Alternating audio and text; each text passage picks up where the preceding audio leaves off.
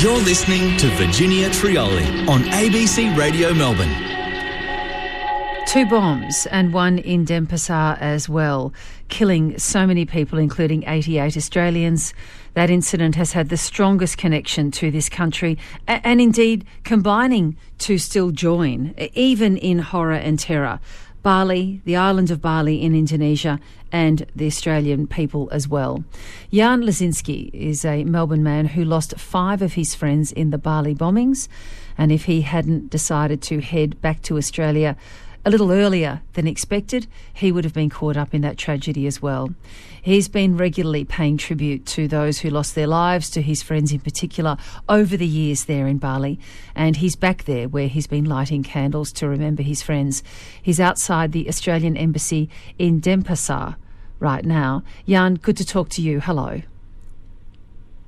Hi, Virginia. Tell me what the last few hours have been like. It's actually very solemn. I've been here at like 2 a.m. lighting some candles, and a few Australians also arrived as well, who lost their loved ones as well. So it's pretty emotional time here, a very raw time, because a few of the mums and dads have arrived who've lost their sons and daughters. And do you all come together and speak with each other? Yeah, we do. It's a good source of comfort. We all remember each other, from whether it's the first anniversary or the 10th, or now it's the 20th. And as I was saying to one of them before, there's no finish line for these anniversaries, sadly, for us, because this pain, this anguish never leaves you, unfortunately. I know that it's never left you, and the fact that you lost so many friends and that you came so close to the tragedy as well, of course, is one that's defined your life. So what will the next few days be like for you? Are there some formal commemorations that you're going to attend, Jan? Yeah, well, we're outside the embassy now. There's going to be a commemoration service here at the Australian Consul General here in Denpasar. Then there's one at what's known as Ground Zero in Kuta, where we were lighting some candles out there earlier this morning.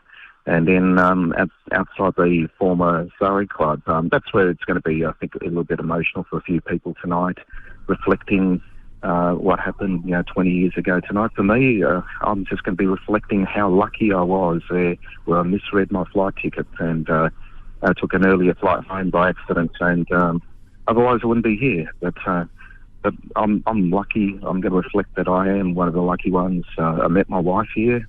I've got a family now, and but I'm also here to remember my mates, and also all the 88 Australians, and indeed the 202 people that never returned home from Bali that awful night.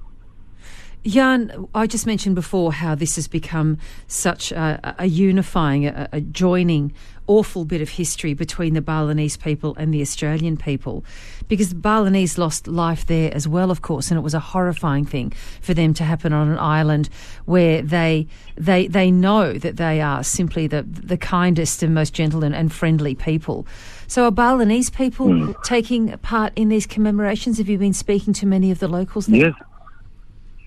And normally they don't take, they normally don't join services like that, because in their custom, in their world, it's after like 40 days, their spirits have gone, and they're not supposed to be remembering the past. But they are joining in. There are, I noticed a couple of ceremonies, informal ceremonies there, and there will be one this morning there as well too, on the location. So they are joining in. Is it a difficult time to think also about the one Bali bomb maker who, the great outrage that I think we spoke to you about last time, Jan, was the suggestion that he might be released from prison before meeting his full sentence? Yes, it is.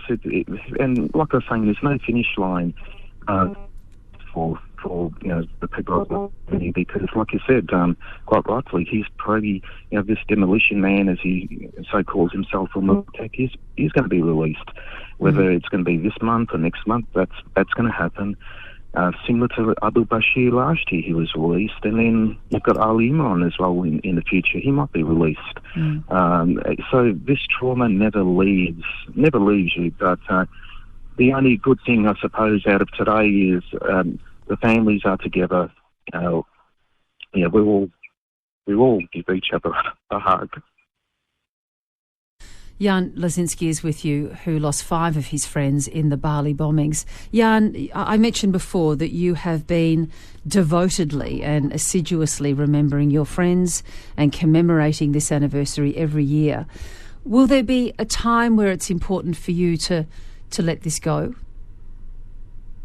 Well, I guess every year I think, is this going to be the year that I'm sort of, letting it go? But every year something's happened. But I remember on the 5th anniversary, I thought it was time for me to let it go. And when I was lighting candles on the 5th anniversary, I met my wife. On the 6th anniversary, I got married here. So in some bizarre ways, I truly am one of the lucky ones. But I don't know if you can ever let it go, unfortunately, and because there's always something that comes out, like Umma Patek or something else in the future that will always be a trigger point for this.